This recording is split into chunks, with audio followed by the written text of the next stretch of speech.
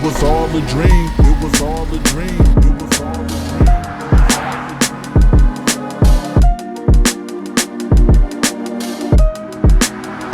It was all a dream. It was all a dream. It was all a dream.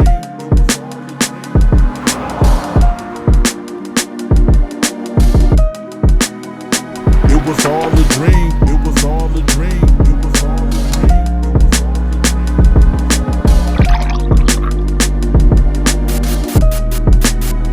It was all a dream. It was all a dream. It was all a dream. It was all a dream. It was all. What's up, everybody? Welcome to the It Was All a Dream podcast. Today's guest is actually one of the first people that I met here in AZ through a mutual friend, Kai, and we'll get into that a little later. He plays a pivotal role in the hip hop scene, whether it be booking national acts or providing a platform for the underground scene here in Arizona. He's an artist himself, as well as the founder of Arizona Hip Hop Festival. If you're an aspiring artist, there's no way you haven't tapped in with this gentleman at all. I would like to introduce you guys to none other than the mayor of Arizona's hip hop scene, Mr. Justus Samuels. How you doing today, sir? How you doing, man?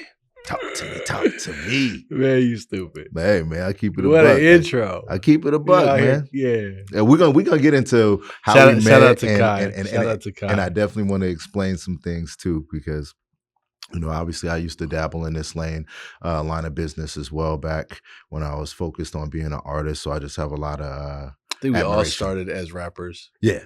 Everyone in this game, Yeah. no matter what role you play now, we all started rapping. Mm-hmm. Yeah. Yep. Just a lot of admiration for your work ethic and what you've done here. I've watched over the years, whether it was being a part of watching or from afar, just seeing how you stay so consistent. And I've never seen anybody in the music scene personally make the moves that you've made and the things that you do, the sacrifices that you do to try to create, but to create a scene here in Arizona. So definitely tip my hat to you. How you feeling today, though? Listen, grateful, can't complain. Good. You are one of the few people that I know here that are actually from Arizona, correct? Yeah, fourth generation. Fourth generation. You ever? But so there's no cap. I was born in Riverside, California. My father was in the military. Okay. So, my mom is from LA. My mother's from Redondo Beach, Los Angeles. So he met her. I was born on the Air Force Base in Riverside and lived in like 6 different Air Force bases until we came home in 1993. Okay. But Arizona is my home. My grandfather's buried here. My great-grandfather's buried here. I'll be buried here. My babies are born here. So, yeah, I'm fourth generation Arizona, but, my mother is from Los Angeles. So there's 2 sides to it. Oh, makes sense. That's what's up, man. Still, let's jump right into things. What got you interested in hip hop? It's interesting you bring that up, right? Mm-hmm. So I was thinking about it, and like, to keep it all the way 1,000, rappers were the freshest people I'd ever seen. I mean, the way they dressed, the cars, the jewelry, like they were just fresh as fuck, right? Mm-hmm. So like they were my superheroes. But really, really like black culture, let's keep it 1,000 because of Michael Jordan. Okay. Michael Jordan was my first. Bo Jackson and Michael Jordan were my first heroes. And Michael Jackson, of course. Mm-hmm. But then you have Tupac and Snoop, right? So Mm-hmm. these are like all my superheroes. Method Man is my superhero. So like just to see how fucking fresh they were, I just wanted to be like them. Like I wanted to wear Michael Jordan's shoes. I wanted to dress like Method Man. You know what I'm saying? Like I wanted to dress like Andre 3000. Like they were just, their style was just so. They were just the dopest. Like you could tell the difference when a rapper walk in the room to all these other humans, right? Definitely. We walk to the beat of our own drum. We create our own style, our own language, the way that we dress. Everything about us is authentically us. Right. If that's who you are. Now a lot of these cats is just out here cut, copy, paste, which you smell right through it. But the Trill recognized Trill. Like to me, they were just the coolest people on earth. Like I just looked up to. I was like, man, this is amazing. So that's where it started, man. Hip hop was rebellious. I was rebellious. So our frequencies aligned, and Fit your lifestyle. yeah, man, I was 10 years old hopping on church pews rapping. So like, that's a true story. What was the first project that you purchased, like CD wise? It was it was a Christian rap tape in a bookstore. What? Man, because I wasn't allowed to have secular music. I was 10, and like I wasn't allowed to get NWA. I mean, my second tape might have been like MC Hammer. I think I was allowed to rock like Can't Touch This or Too Legit. No, it was Can't Touch This. Mm-hmm. But like my parents were a part of like a religious cult. So like the only rap I could get a hold of was what I got from my friends' houses. So I would like get tapes and they would let me sneak them in the crib, right? Mm-hmm. But the first tape I was able to buy was a DC Talk and then a Run DMC Down with the King.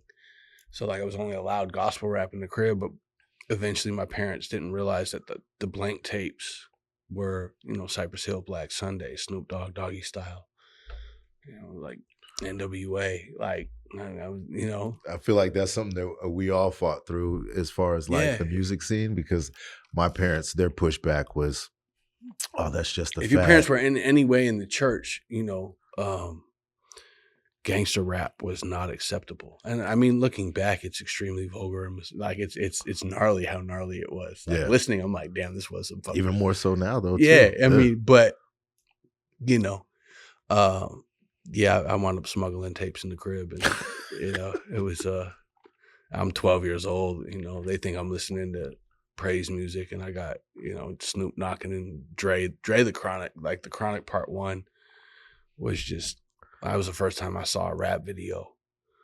You know, that I think it's Dre Day when they on the beach playing volleyball and she jumps and he like, you know, say, I was just like, man, this is the greatest thing I've ever seen in my life. Like, how do I get there?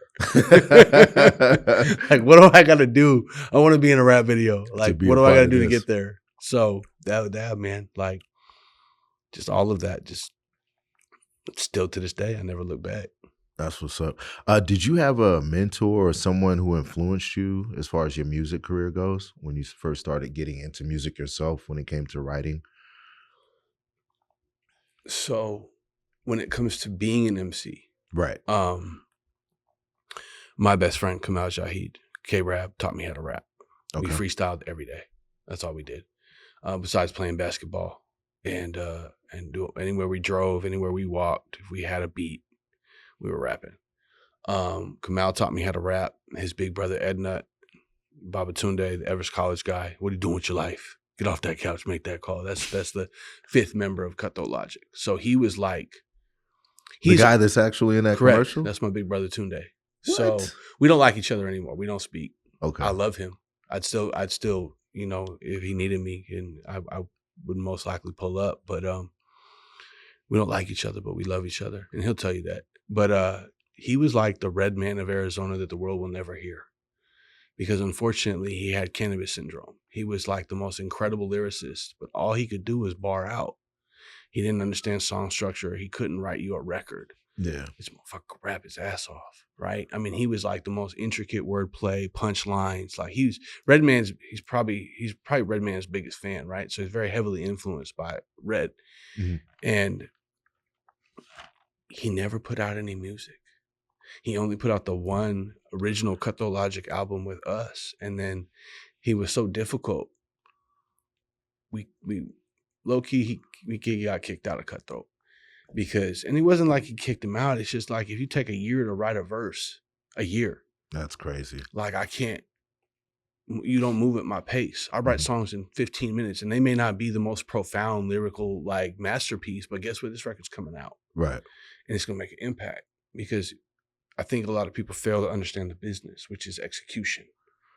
You know, art never revealed is art wasted. And like, I want to call him and be like, dog, just put some music out, man. Like, just rap. Mm-hmm. But we're past that. And so you guys were a collective as far as we were a group rap goes? Group. There were 6 of us. Okay. Originally, it was Kamal, who passed away early on in the group. Now he passed away February 28th, 2000. Rest in peace. His 25th anniversary coming up here.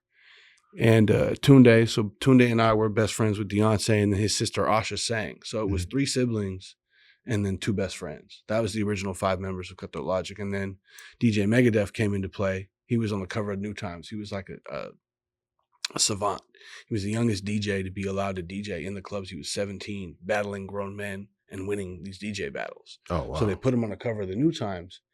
And when I seen him on the cover of the New Times, I just saw another white boy that was all the way with the shits. Mm-hmm. So I've tracked him down. I pulled up on him and was like, yo, We need you. we need a DJ. Right. You're dope. What's happening? And he was like, bet. And this kid was a scratch. Like any scratches you hear on the first Cut the Logic album are DJ Megadeth. God rest his soul. Rest in peace. So you have that DJ and then the three of us rapping and then Asha singing. Asha sounds like Aretha Franklin. Like she has gospel pipes. Wow. So she could blow. She was singing on the hooks. Three of us were rapping. It was 3 verses and a hook. Or the hooks, you know what I'm saying? So we had a structure, and that first album came out. There was over 1,000 people at the album release party in 2004. Wow. 8 opening acts, but they taught me how to rap. Kamal and Babatunde taught me how to rap. If it wasn't for them, I wouldn't exist as an MC. As far as projects go, how many projects did you guys put out? Did you do solo projects or was it just group collective? So we had the first album. So we had a CD in the streets that came out the trunk with all of us on it. Mm-hmm. That's what got us our management deal, which went on to be on a rock band with Soulfly and the Cavalera family. They took us on a gold record and went on national tours with them doing rock. We did Ozfest, Smokefest, national tour. Like it was amazing. But because Kamal passed away, the deals that Gloria had gotten us on the table that we were in negotiation with were null and void. We were still, labels were still scared of people dying. They weren't, the 50 Cents of the world hadn't made it okay to be in that space, right?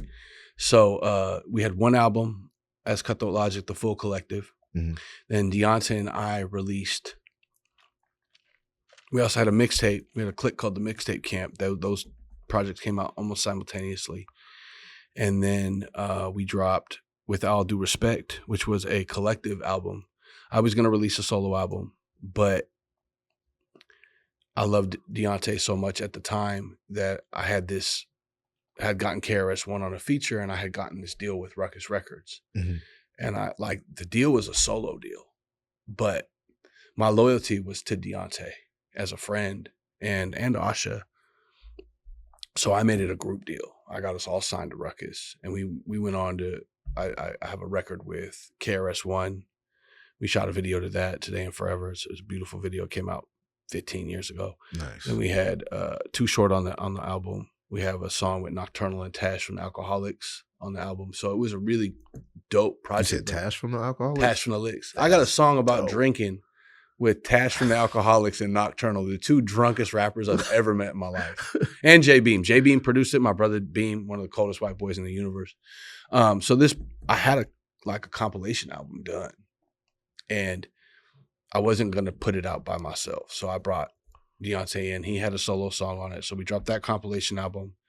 Then we dropped The Lights Go Out, was our final album in 2012, which we finished. And then I used the release of that album to launch the company. Was that on Ruckus as well? No, the Ruckus situation didn't really pan out because unfortunately Ruckus, when they went bankrupt. Okay. Before our project got released. So we released that independently. Okay. And then we released Lights Go Out, which was our last group album. So really we only released 3 albums as a group, as Cutthroat Logic. But we licensed Lights Go Out to MTV and VH1 for sync and TV and movies. So I get a check every quarter. I mean, it was cool. It was definitely not a lucrative deal, but the 2 singles that were on Lights Go Out wound up being on a video game called Battlefield Hardline, which sold 6 million copies. So we technically have 2 platinum records, 6 times platinum. But they don't give RIAA plaques for video games because it's technically a sync and license placement, not an album. But 6 million people heard my song. Like in my opinion, we did it. Mm-hmm. And that was because of Caleb Branch. He got me that deal with Extreme Music. So we licensed and synced that album to MTV for that. It was on 6 million copies. And then I went on to write the fight song for the Arizona State Sun Devils, Forks Up. Sun Devils Till I Die. They played that at every football and basketball game for 5 years from 2013 to 2017, 18. And then I released my first solo album in 2018, which, I mean, we did it as like an experiment. I was just tired of people asking me, "Oh, you rap?" Like when I was throwing these shows, and I'd be like, "Bruh, that's how this started." So we recorded it in 10 weeks. Okay. Felix was the brain behind it, Bag of Tricks Cat. Wrote it, recorded it, mixed it, mastered it, released it. Album release party did 1,000 plus, almost sold, like was sold out at Monarch Theater September 28th, 2018, and it charted #1 on Billboard for the region, and then it charted number 38 on Hip Hop and R&B Top 100. I charted one above Young Thug. That's dope. Because sales accrue for 2,500 streams. So because I had almost 1,000 sales on that project, I charted for 1 week. It was flash in the pan. I didn't maintain I definitely charted #1 on iTunes, #1 on Billboard for the region, and number 38 for Top 100. So, I still got it. I still release a single every now and again. I got a whole album tucked. And the goal for next year is to release the entire catalog on a direct-to-consumer link. I got a half a dozen unreleased songs. I got a record with Master P I never dropped from the label deal that we did. There's about a dozen songs, about 6 to 10 music videos, and then I have 30 years of unreleased DVD footage that I'm putting into a documentary, and I'm gonna drop it on a link. That's gonna be for $100. You get the whole catalog. That's gonna be crazy. Every single song. I mean, I've even got stuff we did in the closet in high school that I was able to track down and like to show the salvage. journey. Yeah, I just want to show the growth, man. I know that there are some people out there that is special to them. Like, well, it tells the story too. So people that may catch on to you later on that are younger be like, oh, did he used to do music? Now they get to see that. For me, I'm a huge fan of going back and figuring out someone's story, and I love that whole timeline to how someone got to the certain space that they're in now.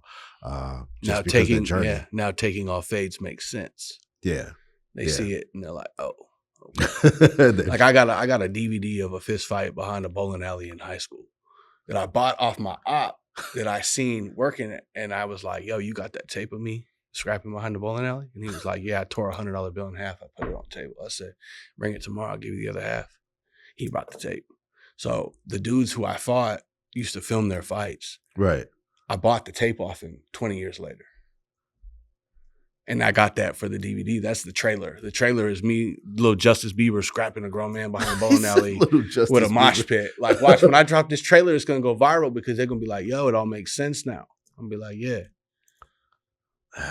That's crazy. What do you feel was the biggest challenges you faced trying to break into the industry?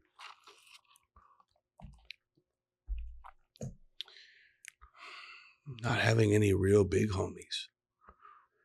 Like, we didn't have nobody to go to ask for it. We had to drive to LA to get any type of guidance. And even that was like, it's LA. Nobody gonna fuck with a bunch of kids from Phoenix. Like, fuck out of here. So like, I think it was just lack of understanding, lack of resources. But I don't regret anything because it made me who I am, and it built what we have today. Like, would the Arizona Hip Hop Festival exist if Cutthroat Logic had got a record deal in 1999? I don't know. Right. I don't know if that was my purpose. Like, God had a different plan for me. So the biggest challenges were just lack of resources and lack of mentorship. It didn't exist. Ain't nobody on. Who am I going to go to? Right. I can't ask nobody for how'd you get on if ain't nobody on. Well, it's a lot of trial and error. When you were going to LA, did you have a point of contact that you were? Oh, man. We were just playing shows. Just trying to figure it out. Yeah, we were just, and that majority of the time we spent in California was just because I went out there and made something shake. Get booking, we get booked in like a dope little, we played the whiskey, we played some dope bars, but the technology, we just didn't have the wherewithal or the means to like move. We had to come home. The biggest challenge was all them babies. Like, God bless, I love you. I love my kids. I love you. But you can't move around when you got a rap group with 5 people and 9 kids between the 5 of you. Right. Like, tour is not as tangible, and tour is necessary. If you're going to be successful in music, you have to hit the road. Especially then, now they got the cheat code because everything goes viral and the accessibility is just a different. You got to move out of town. You got to move around out of town, or else those streams don't transfer into tickets and bodies. Because of the visibility. Mm-hmm. But if you go out of town and you build those real bodies in the building, that's when your true value comes into play. What do you feel was the first performance or project that gave you that light as far as success? What song were you saying that it was for you specifically? Me as man, so The KRS-One song? nah. So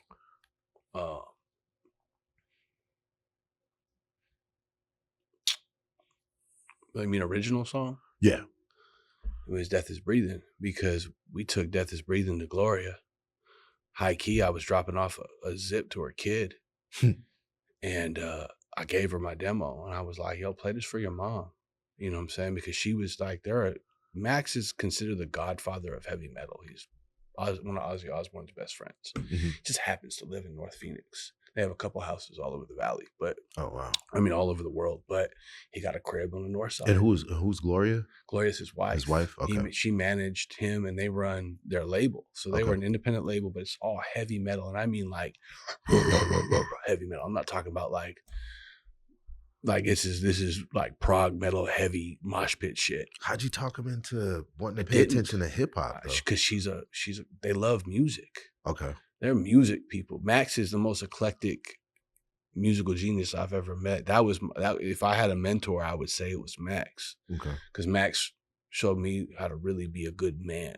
And that's a lot of mentorship I didn't have. But I gave her my demo, and like I dropped off the sack, and they beat me. I had a pager before I even got home, and I only lived so she listened to the song and said, come back to the house. I came back to the house. I'm standing on the porch, and she's like, that you singing? And I'm like, yeah. She's like, did you guys make this yourself? I'm like, yeah. She's like, how? I'm like, well, Deontay got a little beat machine, and we went to the studio and recorded it. It was a big deal to record and get a CD. Right. This is 1999. CDs were not a thing. I know the feeling. So that took some doing, and we couldn't believe we had a CD. It was an incredible moment in our career. We popped that bitch in the CD player, rolled something up. We were on. Like I thought I was famous already. Fuck out of here. You know what I'm saying? Right. So she asked, a few questions. She's like, what label you want to sign with? And of course I said, I wanted to sign with either Jive or Loud or Interscope, somebody we listened to was on. Mm-hmm. She's like, all right, bet, bring the whole crew by tomorrow. Let's talk. And we brought the whole group. We showed up like a couple days later, and she signed us. And like the energy in the neighborhood was crazy. Like we were popping these CDs out the trunk for $10 with a bag of tree. And I think like 3 months after we signed our deal with Gloria, Kamau passed away. So like right when we caught motion, came to a screeching halt. From an industry standpoint, neighborhood still jumping, but now the neighborhood is just devastated. Because Kamau was like, if this is Wu-Tang, Kamau is Method Man. Okay. He's the star. Like he's even a bigger star than Tunde. Tunde is like more like dominant because he's the bigger brother and he's 5 years older than us. Mm-hmm. But when it came to personality, when it came to charisma, when it came to just being like an overall more likable person, I was the bad guy. People did not. There was a whole song called Don't Bring Justice. Kai is on it. That was the first song we ever recorded in the studio, and Kai's on it. He's on the second verse. Shout out Kai again. My dog. So, and we recorded that at Scottsdale Community College on a flute because somebody had took the class. So we went up there and recorded that, and that's how that song got created. And then unfortunately Kai was removed, and the real version of the song came out because we were just fucking around in the studio. Yeah. But there was a song called Don't Bring Justice because that's how much people disliked me. People would call Kamau to invite him to the party, and they would dead ass be like, hey, listen, don't bring white boy. Like, can you come and like not bring him? And he'd be like, oh yeah, I got you. And then he'd hang up and be like, hey, Tiffany don't want you to come to the party, but let's go. Coming. Well, no, it wasn't even, he was just letting me know I was not invited, and then they make fun of me and be like, Craig would be like, man, we got to sneak Justice in. And like, I would just show up and smile and everybody would be like, fuck, he's here. And it's just because I had a just mischievous spirit. We were very rebellious and get it cracking. So, that was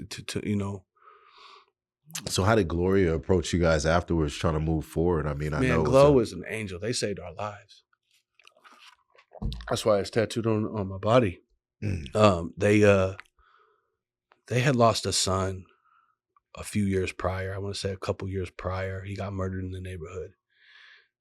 Dana. So they were very empathetic to death.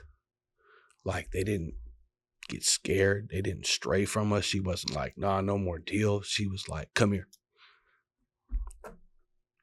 Gave us a hug. So, nah. Respect. If it hadn't been for them, I would have probably wound up dead. Because we were on some fuck shit. But, we were just angry, and, he was Trying to find your way. Yeah, but they brought us in, and we did a song for both of them, and that song is what went gold, and that's the song that we performed on tour. Mm-hmm. So, like, no, we just, unfortunately, the heavy metal world and hip hop didn't communicate. Like, they hadn't met yet. They were still like kind of almost like rival, industries. They were still the same, but she did her best. And they catapulted us to, when we came home, and it was off to the races. Yeah. Independently. Like, she only did so much for us. She did everything that she could have possibly. But heavy metal and hip hop just didn't. They weren't. It was too different. Yeah. There was we got to see a couple of groups trying to do it.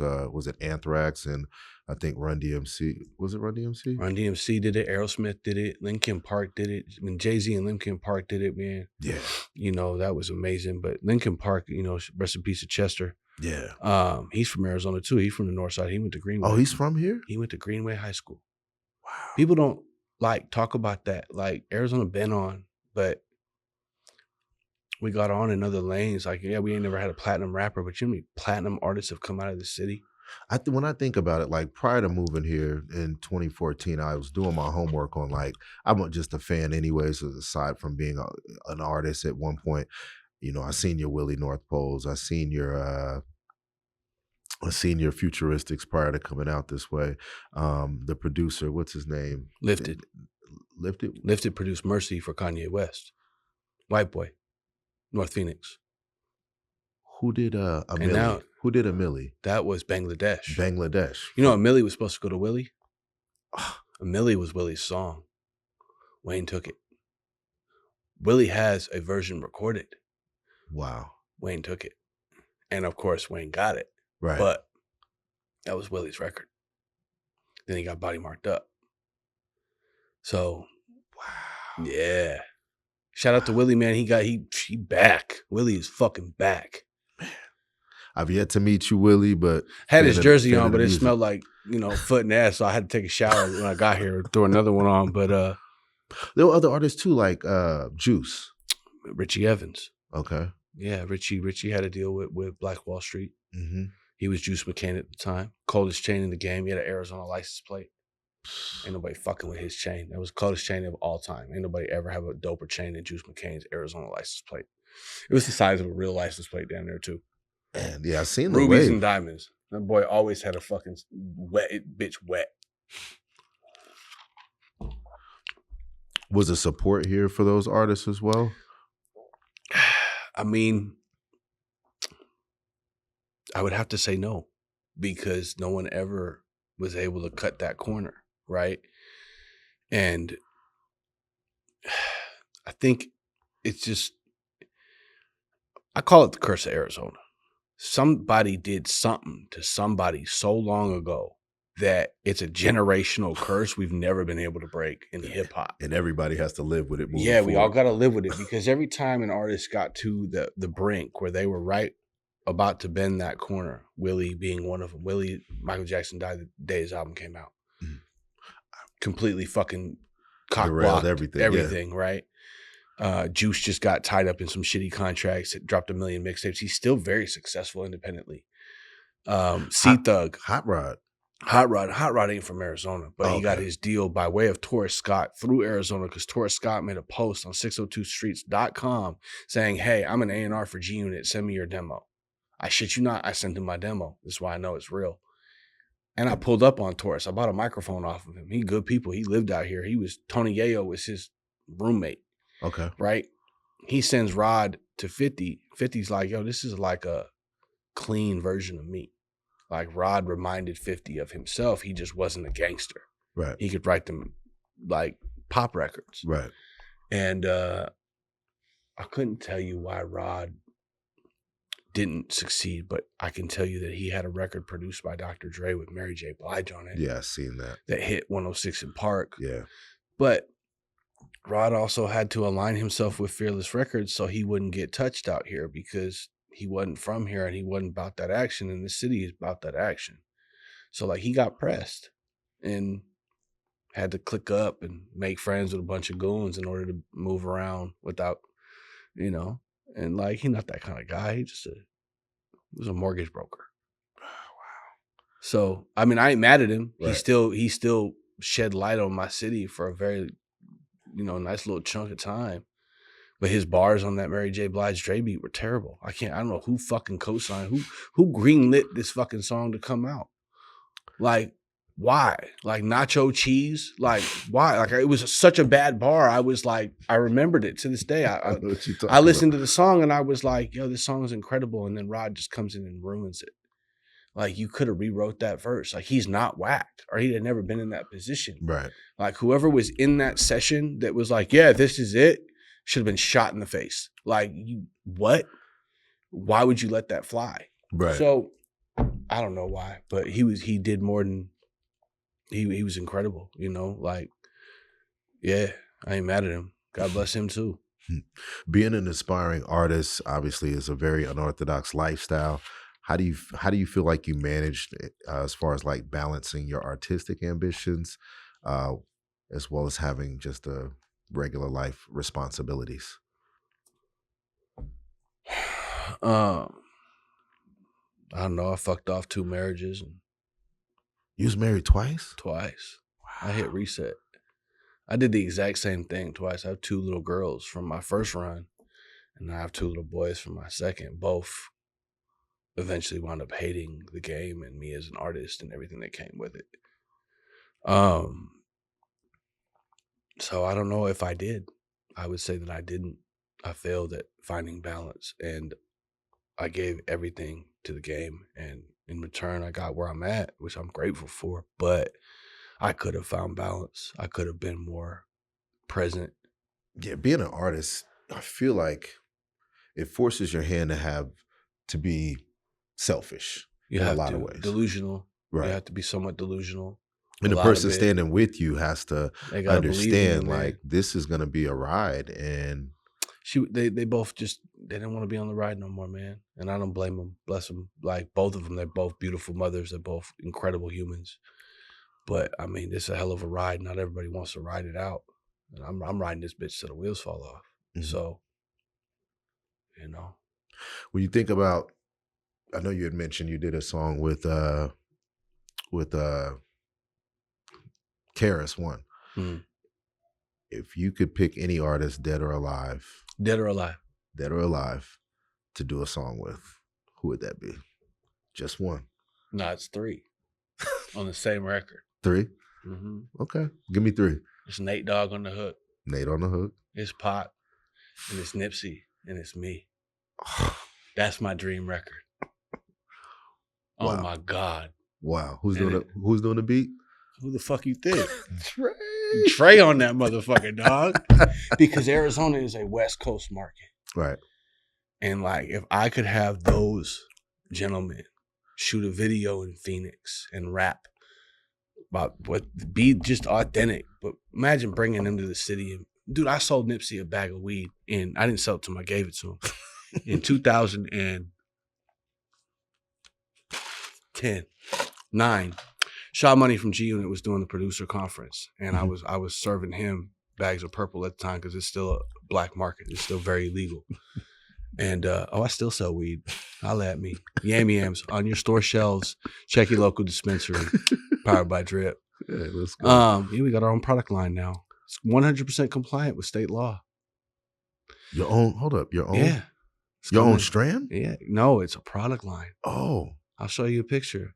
Supercharged marijuana flower, diamond dusted THC. It's a 70% THC. If you like rocket ships to the moon, this is the product for you. In your dispensary shelves sometime this month. Yam Yams, 70% THC. It'll fucking split your wig. Yam Yams. Yam Yams. And it's a flower? Snow caps. It's diamond dusted flower for real smokers. If you want to get like be completely useless, blow some snow cap. Yeah, real dead ass. Like, yeah, it's powered by Drip. You know, shout out to my grow. Shout out to my partner Tyrone. Yeah, I got an ownership in my own product line, man. I'm really proud of it. And is that through all stores, or how's that gonna so work our for you? samples go out next week. We come back from testing this week. I just had dinner on Tuesday. We finalized everything. As far as testing and like what we're gonna do with the samples, and like, you know, the samples will hit dispensaries here in the next couple of weeks, and we have the best product in the state. Like, if you're looking to get a bang for your buck, we got 4-gram 8s that are 70% THC. You take 2 puffs on that bitch, put it out. You're gonna need to. Trust me, just write it out. It'll be okay. Wow. That's crazy. That's for all the smokers out there. Yeah. If you could go back and tell your younger self one piece of advice, what would that be? How old am I? 16. 16? Mm-hmm.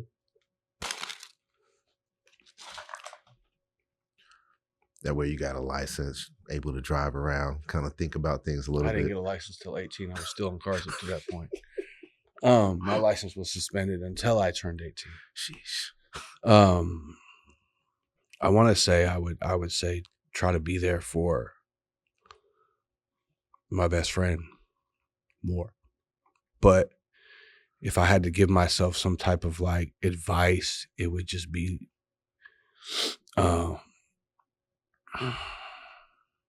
I want to joke and be like, pull out. But I can't, because I love my daughters, you know, and like they made me a better man. Arguably, they also saved my life. So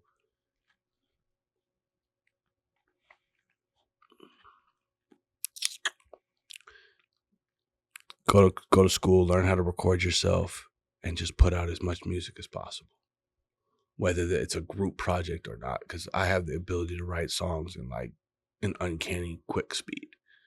Like, I knock out records in 10 minutes. Whereas when you're working with a group or perfectionist, it takes an elongated period of time because you're at other people's pace. Yep. I would have just told myself to just be confident in putting out your own music, because there's a million people in the world that will fuck with you. That's what I loved about Pac. Right? You know, because it was like he'd write a verse and then he's moving. He was doing 3 songs a day. Yeah. He did 3 songs a day for fucking 3 years straight. And that's why we got 7 volumes of Machiavelli. Right. That's what I loved about him. I was like, his work ethic is unmatched, and everyone's Pac, man, that's my goat. He's mine too. He's definitely my goat. Crackavelli. Northside Thug White. What's happening?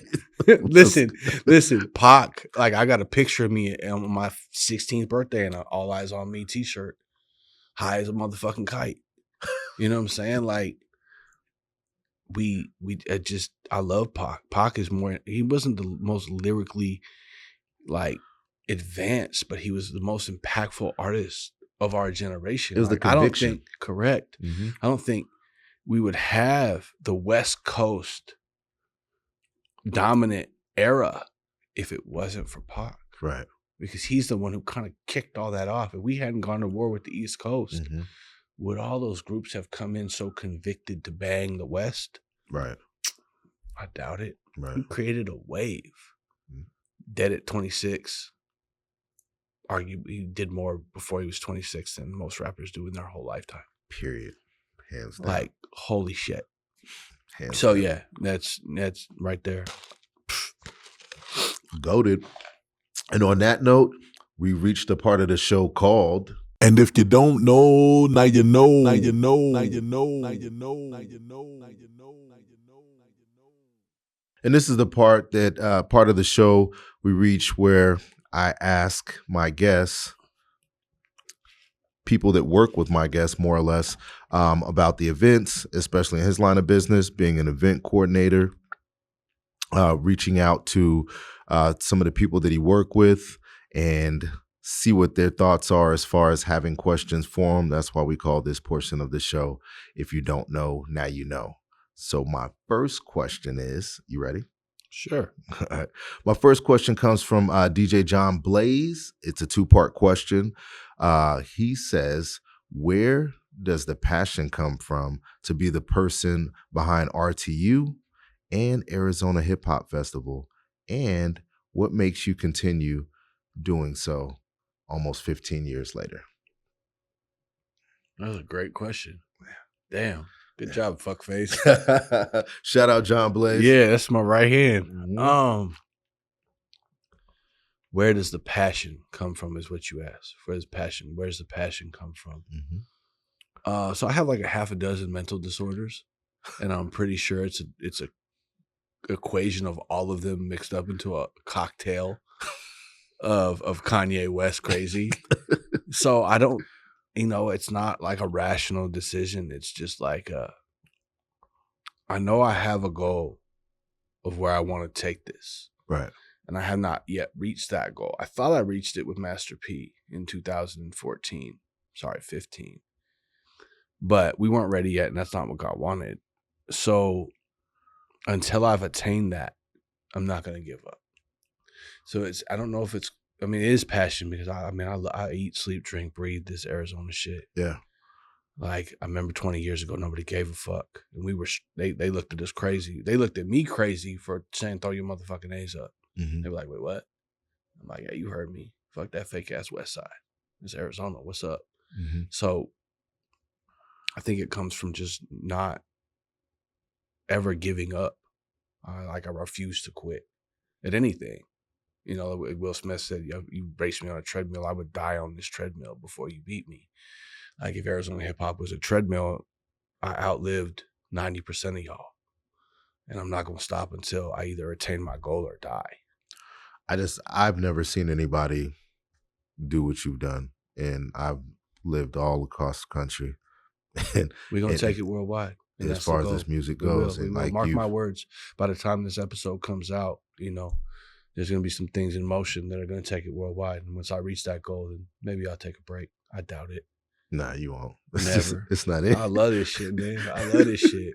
Like, nah, it's who I am. It's who I am. Like, I don't, like, some cats like to play video games or go to the bar or go bowling or fantasy football or whatever it is that they do. I found my purpose and my passion. Your why. Marijuana and music mm-hmm. make the world a better place. Mm-hmm. Those are the two things I love most in life: getting high, listening to music. All right, so I want to make that my living, and that's what I've done.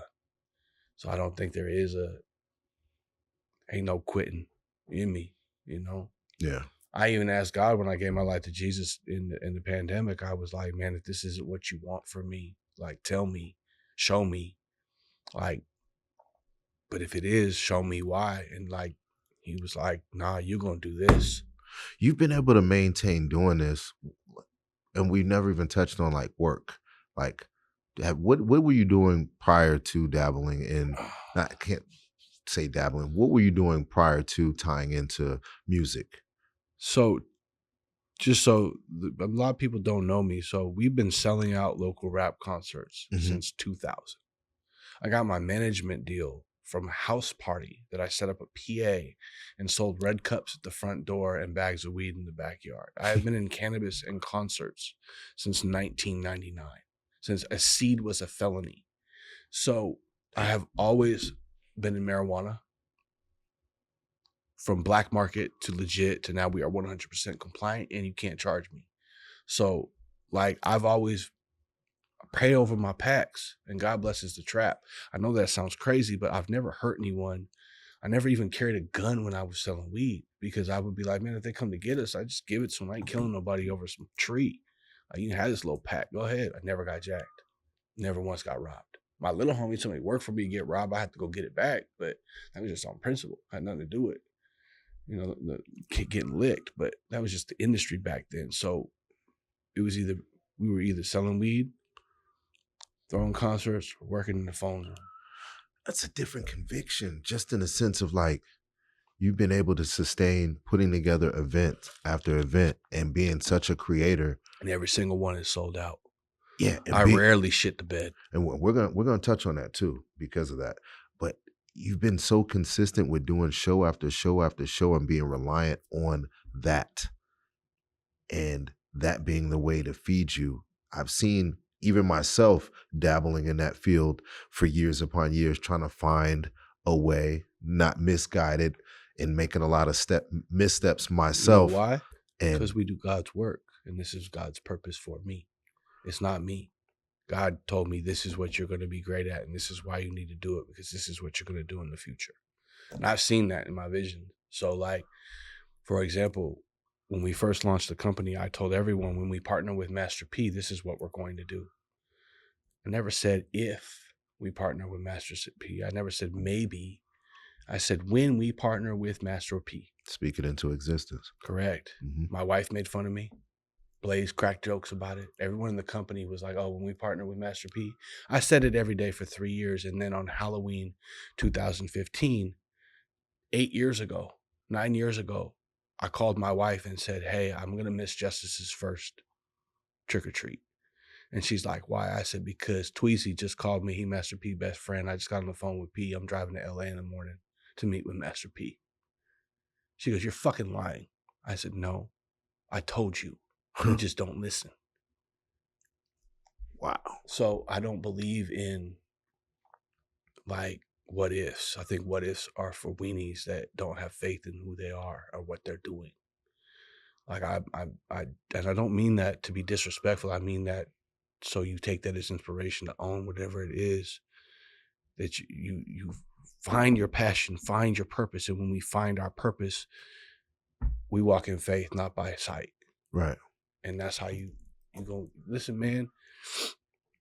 I'm not perfect. I'm not the toughest guy in the room. I'm not the richest guy in the room, but guess what? I know who I am, and I know what I was put on this earth for, and I know what I'm supposed to do, and I'm going to get it done, and that's it. So it's so much deeper than rap. Like, I want to change music forever. I want to be the cure to a broken music industry, and I did that because it had to be done in Arizona, because Arizona didn't have a culture. We didn't have a hip hop scene. I mean, we did, but it was fragmented and it was spread out, and the shows sucked, and they were in dive bars. And nobody gave a fuck, and 30 people showed up. Well, not the Cutthroat show. Cutthroat packed out, wall to wall, Wednesday night, documented, 120 fucking degrees. Nobody cared. Bitch was jumping. No promoter. My manager stole a whole bag. He was a scumbag. But God bless him. Wish him the best. You know, he got me where I am today. He thought he was a good promoter. Nah, you just had me on the team. You know, and Then you figured it out and was like, and I figured it out. I didn't need him. He just, you know, he was very instrumental in us booking our own first show. You know, because like, I think we played 1 or 2 shows for a couple of promoters, and God rest her soul, Audie Carter, Ty Michael Carter. If it wasn't for Ty, we wouldn't be in the position we were in, because we were doing street team for him. So you know what? I take that back. My manager did have my friendager did have a very instrumental role in our early phases. okay. But he had no understanding of music business. He didn't understand the business. He understood concert promotions to a degree. I understand community organization. I understand how to bring a community together. I understand seeing somebody who about to catch a wave, and then they catch it, and they fucking with me, and then they go on to ride their own wave, because I gave them the platform, gave them a little bit of game, told them off rip, you don't need me, but I'm going to teach you a little bit of game. So when you go on your own, just give me a salute. I don't want nothing from you. I don't want to sign you. I don't want to be your manager. I just want to show you the game real quick. Because That's admirable. concerts are game. It's just the same as it's getting waxed on your first pack. Everybody gets waxed their first time around the block, but you figure it out. You figure out getting the closer to the source is going to cause my price to go down. The more I purchase, it's going to cost my price. You learn business 101. Right. But everybody get waxed first time around. So there's that. Let's jump into Wendy's question. Wendy's been working with you for years upon years. Wendy has 2 questions. She says, what does she mean to you in RTU? So for the record, I used to run with Wendy's baby daddy. His name is Snakes. We ran a crew called The Zoo, and that's how I met her. I've known her son since the day he was born. Wendy is like my biggest fan. She saw me from inception. Like when I say inception, I mean the Phoenix Zoo in the minor league in high school when we were kids was the inception of who we are today. If it wouldn't have been for them, we wouldn't RT would never have existed. All right. If house parties and ciphers and rumbles and like us just putting out mini discs, like we used to go to the square and Snakes had a mini disc and we would put the mics in and we would just smoke blunts and rap for years. Like that's all we did from like 96, 95 to like 97. We were just in apartments rapping, smoking weed in ciphers. Like that was it. And Wendy saw that. So like,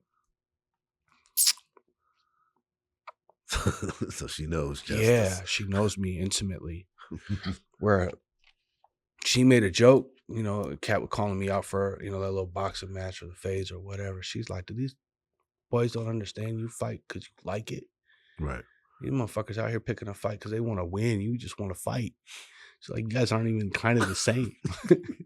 So like, she's just family, man. Like, she was my my first or second booking agent. She worked for me so she helped book a lot of the shows in the first and second years of the companies. Then she got hired at the Jazz Festival, saw me pull some gangster shit in there.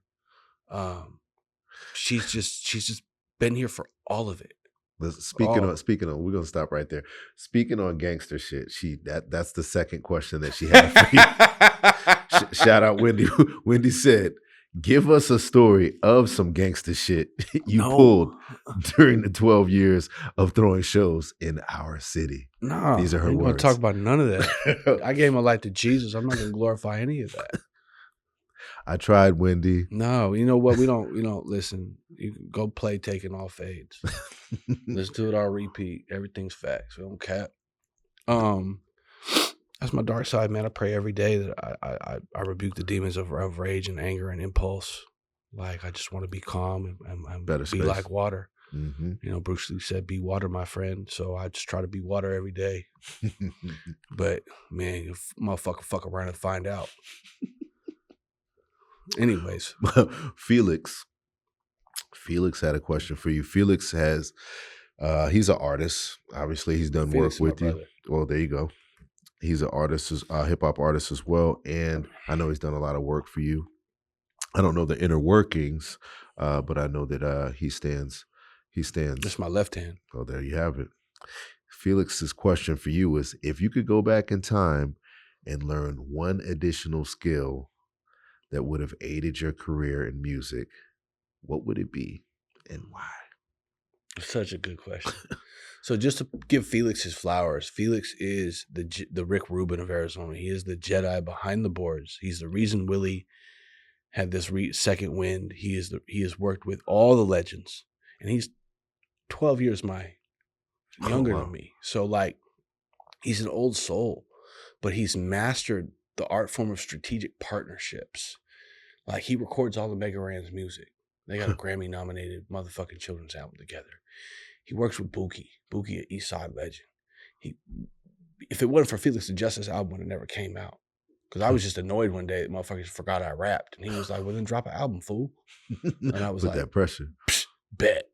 10 weeks later, we had a Billboard charting album, and it doesn't suck. So Felix is like that guy, but he wise beyond his years, man. He old soul.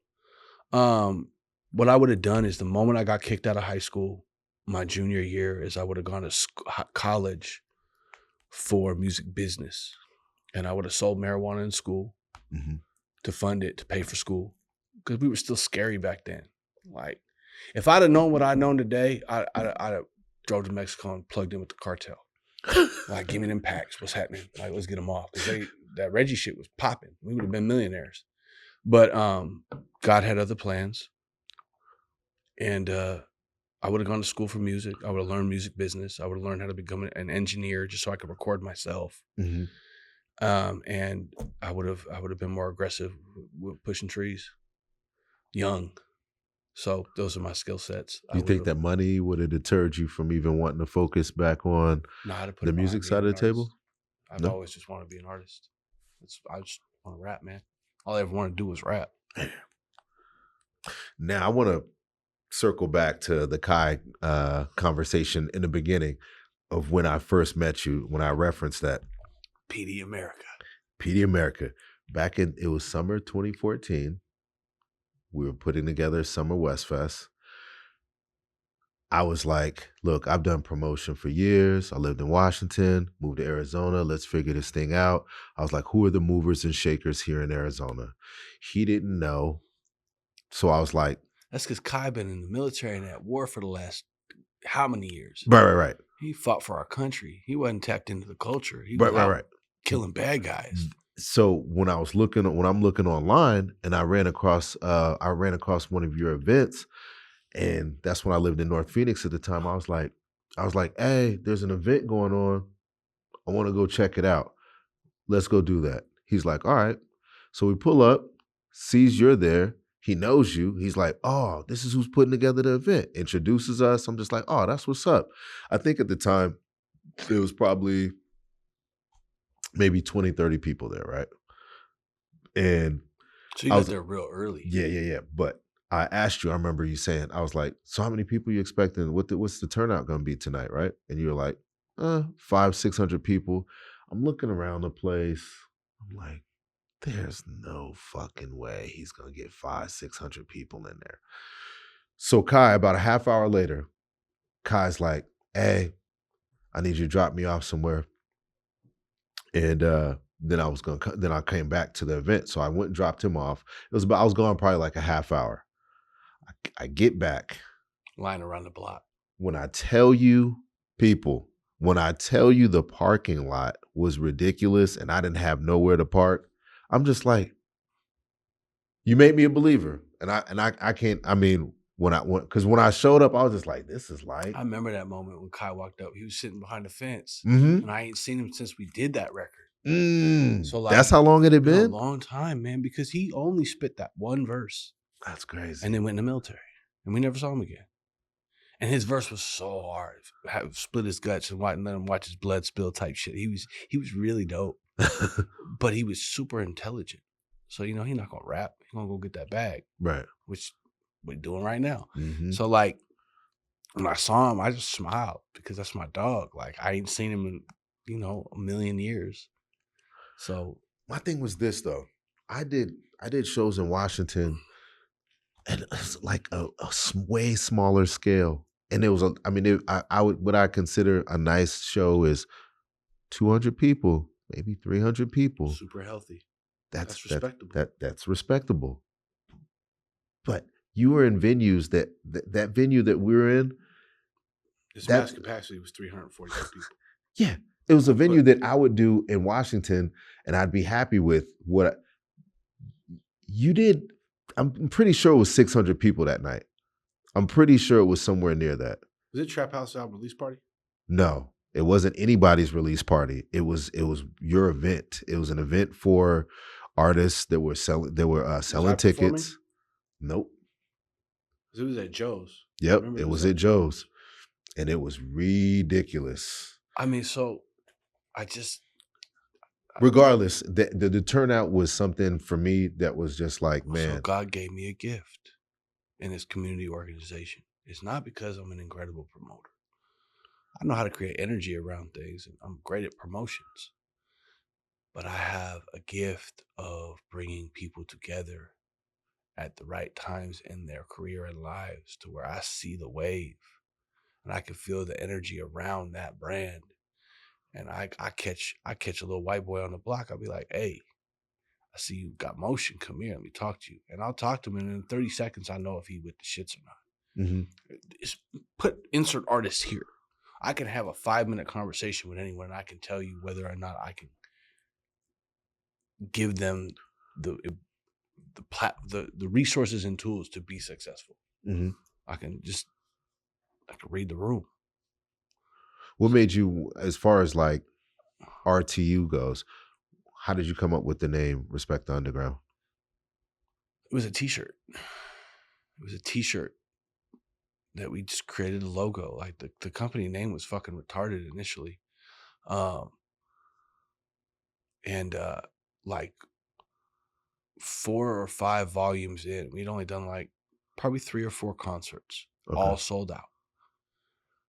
Maybe less. I think the Respect the Underground t-shirt actually popped off like really early, like boom. And I just loved the phrase.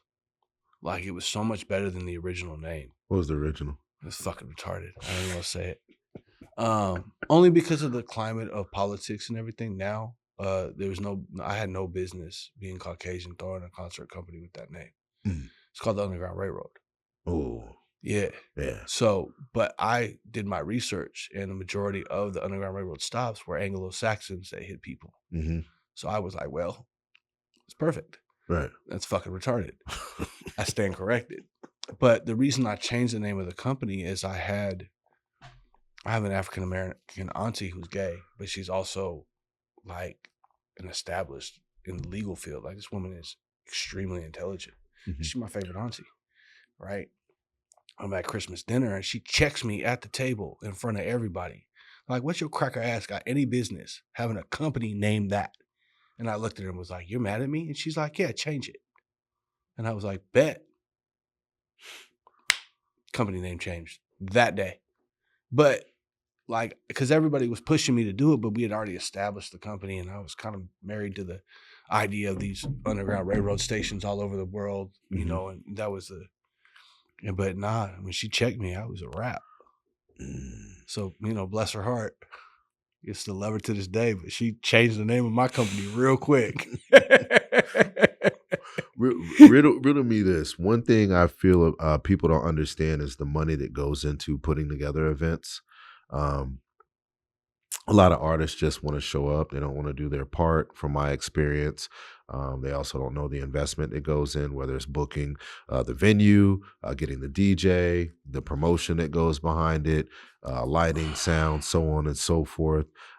When you first started, did you have any sponsorship from this, or was it something that you funded Man, I yourself did that shit financially? off the rip. Just off the cuff? No one ever gave me money to throw an event except for once. And I took an L when I did take that loan. Because in the 2018 festival, I Was that lost the Rick Ross? 50,000. No, I lost Oh, money on that. So twice. okay. I have had investors twice. And like doesn't go well. More so because they want you to do it their way. And like, even though they're the money behind it, they want you, they see the end game. Because they've been seeing my previous success. So they're like, you can do this. And I'm like, fam, I don't have a traditional business model. So the very first show I threw, I put every penny I had.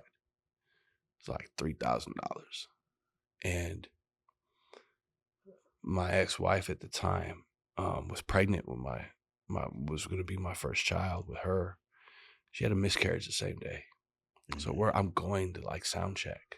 Like I'm getting ready for the day and she is literally going through a miscarriage. And she looked at me and she goes, you're not going to cancel this show? And I looked at her, I said, baby, it's not just a show. Like this is the future for us as a family. This is my company. This is something that I built over the last 4 or 5 months.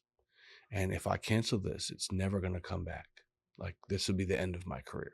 Mm-hmm. Like you can't cancel this. You're not just saying I'm calling in sick to work. Like it would be the end of me. And I knew that. I knew I was in a moment where I was going to remember it the rest of my life. And if I canceled, because Joe didn't allow rap concerts. This was the first rap concert he's ever allowed in North Phoenix. He's a rock bar. He's also the only venue that holds 500 people in the valley with a sound system and a bar. So I had no other options than to go to my block. This is my motherfucking hood. Mm-hmm. So I get his green light and he tells me, fuck this up, you'll never come back. And I'm like, bet, I ain't gonna fuck up. But unfortunately, you know, on a past that miscarriage, and I told her, I'm like, I'm gonna drop you. I went and dropped her off at her mom's. Like she had to deal with that on her own. She never forgave me. And you know, I wasn't willing to take that financial loss. I wasn't willing to throw away all my hard work. Like that baby was gone either way. And I know that's a cold way of looking at it, but I couldn't bring that baby back. So I took it on the chin and I performed that night. I sold that bitch out, 600 plus. I put like more money than I'd ever made from a rap concert in my pocket, because I'd always had promoters in my pocket or somebody else. It was us. We headlined it. We launched the company, and boom. Next day I called Trap House, was like, "You ready for volume 2?"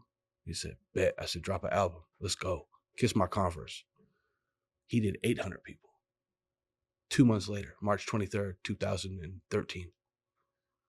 So he dwarfed me and was reigning king of Arizona that entire year. He dropped 2 albums that year, one in March and one in November. He dropped Kiss My Converse, and then he dropped, what was it? It might have been Kiss My Converse 2 or Died and Gone to Heaven. I don't know which one it was, but he dropped 2 projects that year. Both of them were 800 plus sold out. If it hadn't been for Trap House, Respecting the Ground wouldn't exist. I should have signed him as soon as we collaborated on that event. I should have been behind him every step of the way, but he was so powerful on his own right. I didn't want to hinder him dealing with the bullshit that came working with me. Not everybody liked me. That's okay. I ain't for everybody. But he's one that you felt that could have catapulted and put Arizona on the. He could have, but I was too proud. I don't know if it was pride or fear. I just didn't want to hold him back, and I didn't realize that us together would have made magic. I'll forever regret not bringing him to Master P. I should have brought him and said, "Slug, bitch ass." Yeah. Man. You have artists for the Arizona Hip Hop Festival flying in from all every across single show. The country. We have 15 artists on this one, October 19th, from all over the country. What's your overall goal for the Arizona Hip Hop Festival? Right. This ain't coming out till 25. Let's say it. So my goal is to partner with a tech company and create an app that is a cure to a broken music industry that scales what I did in Arizona and every major market in the world. And I want it to be an app that pays artists to post their content through a tokenized platform. Yeah, that's what I'm doing. What? And I'm going to change the game forever. I have a meeting in Silicon Valley in January, and they're going to bite. And when they bite, Matrix coming for me. But I'm gonna change the world through music and love. And yeah, that's what I'm going to do. So that platform will provide everything. Anything. Does it make it easier for artists? Because the biggest deal is the streaming. Safeguard them. We don't know what streaming looks like. Okay, so imagine if you got 80% of your streaming royalties instead of 0.0003%. Right. Yeah. We're going to put the power back in the artist's hands. And their profile will act as a miniature website, an app for everything, direct to consumer, streaming, content, all of it. And every time they post, they get paid. They accrue points, which turn into tokens, which they can spend in the site. Wow. That's my purpose. And this is going to be something that's going to be happening soon. It's happening right now as we speak. Man, we're working on it as we speak. I've been working on it for 25 years. This is what I pitched P. But P chose to go another route because he felt like he could do it without me. And he failed. And I never said that publicly. Well, once, but it was quiet. Mm-hmm. But yeah, that's the truth. Yeah. What do you feel has been the most rewarding part of your journey so far, both as a hip hop artist and now as someone that spearheads all of the major events here as far as hip hop goes? Personally or professionally? Both. Personally, my greatest accomplishment is my children, my daughters and my sons. My sons, like, for my sons to be able to see their dad go to the gym and link up with Uncle Pat and throw around heavy shit with a bunch of successful black men and see everybody around working out and me to look at them, this is Pat's gym. He built this. This is his business. This is how he makes money. And I explain it to my Nico. Nico gets it. He's 7. And then take him to the office, and they see me at the office interviewing all these artists of every shape, size, and color coming into my office and meeting with me, because every once in a while my mom calling sick. She can't watch them. She watches my babies on Saturday when I go to the office. Mm-hmm. If she can't and I don't have a sitter, I take them with me and they play their little video games. And they see me work. They see me in the radio. They come on Friday before the festival and watch me download all the sets. And they see Rico Bands and Khalid come in and dap me up. And the reason I know it's special is because they see black men that are swole with diamond chains and diamonds and tattoos on their faces, well-spoken, hugging me, showing me love. Like, one day it's going to click. And they're going to be like, damn, my dad lived life on his own terms. So it's my children. Like, my children without question.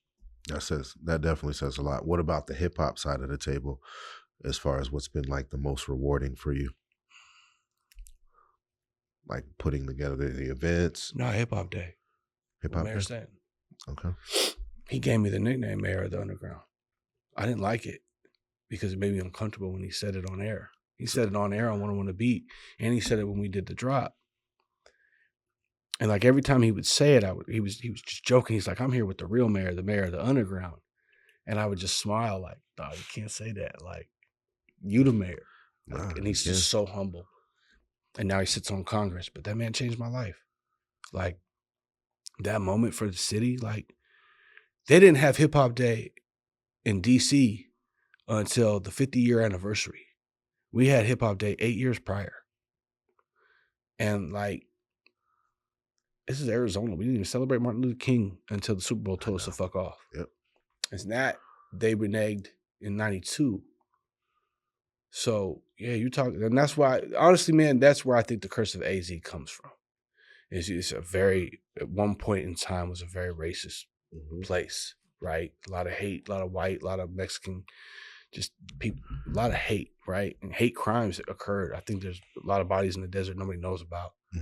And I don't think they're there because of illegal. I think they're there because of just straight up hate crimes. So like, I think that is the reason that Arizona ain't never been on. And why that transfers into hip hop, I don't know. But like, I don't know, man. That's the curse of AZ is real. Somebody got to break it. So somebody gonna get that #1 record, hopefully. Well, you're helping create that wave. Maybe the platform is what it is to break it. You know, I don't know, giving the power back to the artist to just run up a bag, but learn the game. Like, imagine having a place where you could go and all the resources are there.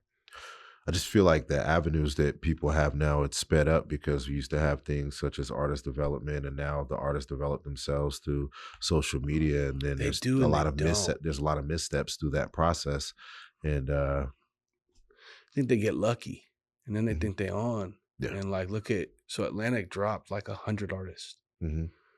They signed nothing but TikTok artists. Right. That didn't put in the work and the sweat. They weren't in the gym.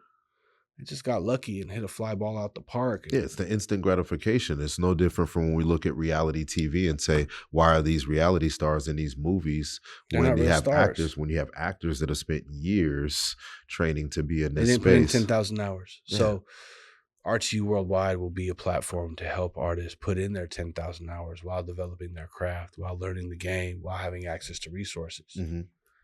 And not getting fucked in the process. Right.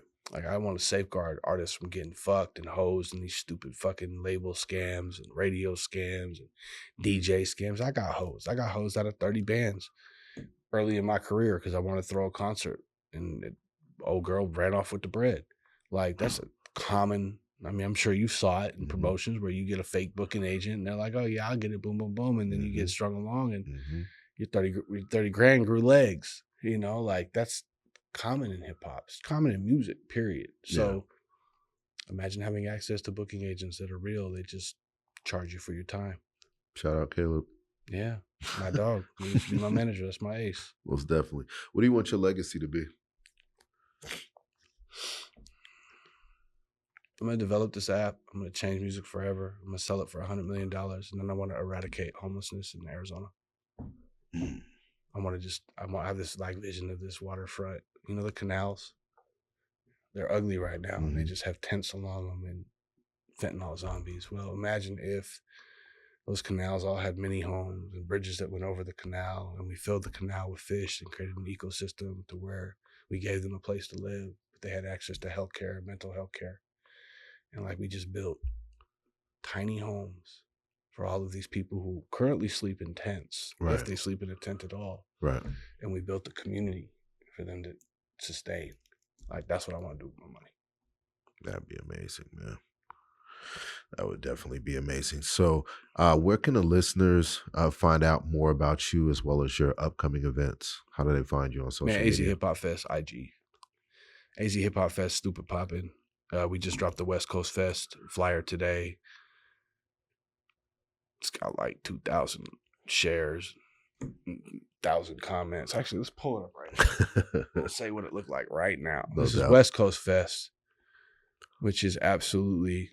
These are my partners that throw on this one. It's got The Game, DJ Quick, MC Magic, Baby Bash, Sugar Free, King Lil G, Paula Deanda, Outlaws, Malena, Lowrider Show, and this has. Right now, we just shared this morning at 9 a.m. It's got 1,700 shares, 900 likes, or 900 comments and 600 likes. So, yeah. Just go to IG. IG is where, at Justus_RTU, at Respect the Underground, at AZ Hip Hop Fest. It's just everything on IG pretty much. And what do you say to someone that wants to potentially follow in your footsteps? Because this platform is obviously for me, like I told you, I wanted to give you your flowers just because I find what you do admirable, especially someone that was in your line of business and the hard work that you put in. I salute you for that. And the work that you continue to do, I salute you for. And I feel like there comes a time where someone else is going to be coming up. We'll reach that point, and maybe you have somebody in training, or maybe you want to give a word of advice to someone that's looking to start making moves like yourself. Man, I tell them don't. I tell them, nah, focus on your family. Go get a job. Like, go find a career that makes money and make music on the side and do it because you love it for fun. This is what I've lost.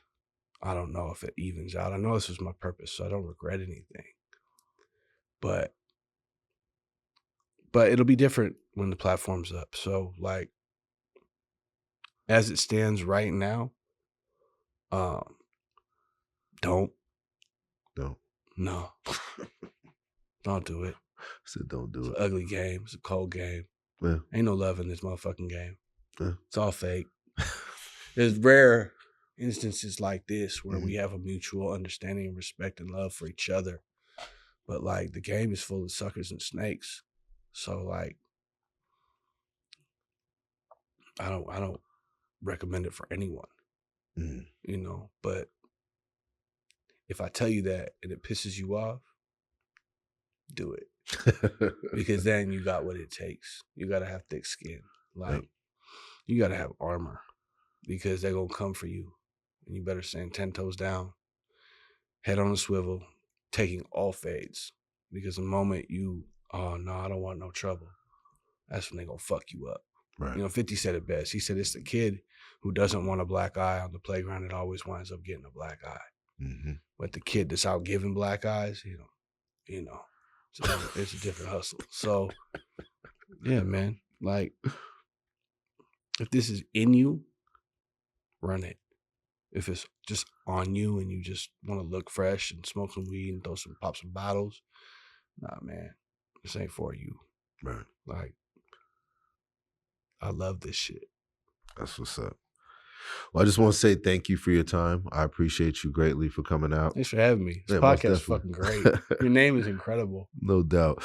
For those that want to follow Justus, make sure you touch all platforms. We'll definitely have that in the links below, and support him. What he's doing is amazing.